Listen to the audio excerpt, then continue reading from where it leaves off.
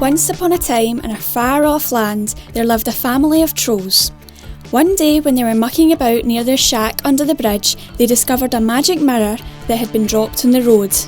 It turned out that the mirror was hooked up to a super-fast 4G network that allowed all of the land's great and the good to travel the information superhighway and share knowledge about the nature of the universe, of flora and fauna, of the deepest mysteries of ancient magic, and of how to make the perfect beef stew. The trolls, having never used such a device, decided that this pinnacle of magical technology should be used for what they do best, trolling the hell out of everyone in the fairy tale kingdom.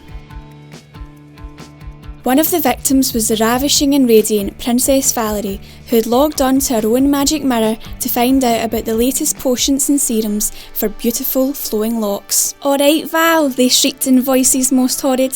"We heard about you and Prince Charming in the back of his carriage. You're nothing but a wee dirty."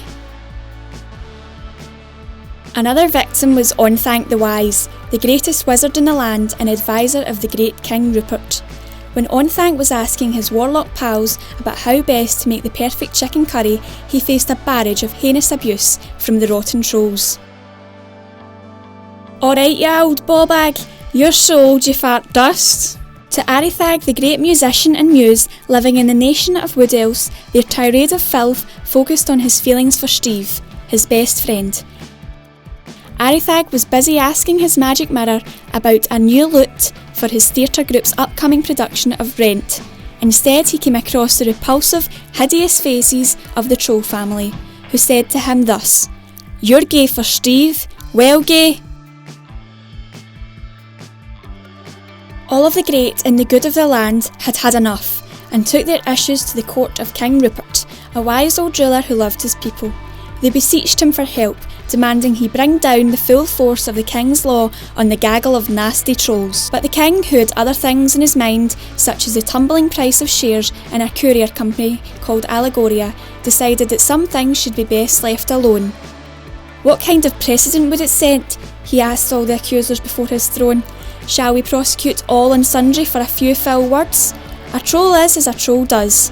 My advice to all my subjects is to ignore such foul remarks, for it will only feed the ego of these creatures. Or better yet, simply block them from your magic mirror." However, it wasn't until the king himself was using his own magic mirror, asking about late holiday package deals to Lagos, Portugal, that he began to realise how awful this trolling business could be. "You fat old fool," the horrid troll said to him through his mirror. "No wonder you're always on the throne with the amount you eat." For the trolls, this was all just one big laugh, but it had served a purpose for them too, for the magic mirror had become a great equaliser, allowing them to say what they really thought of society without fear of reprisals. It also helped ease their jealousy of those who had achieved so much more in their lives, in contrast to the trolls who lived in a shack under a bridge. However, they hadn't reckoned on existing legislation, the Communications Act of Scotland 2003, which makes an offence to place anyone in a state of fear or alarm over a telecommunications network. All the King's men and officers from Police Scotland soon visited the trolls, and they were subsequently charged.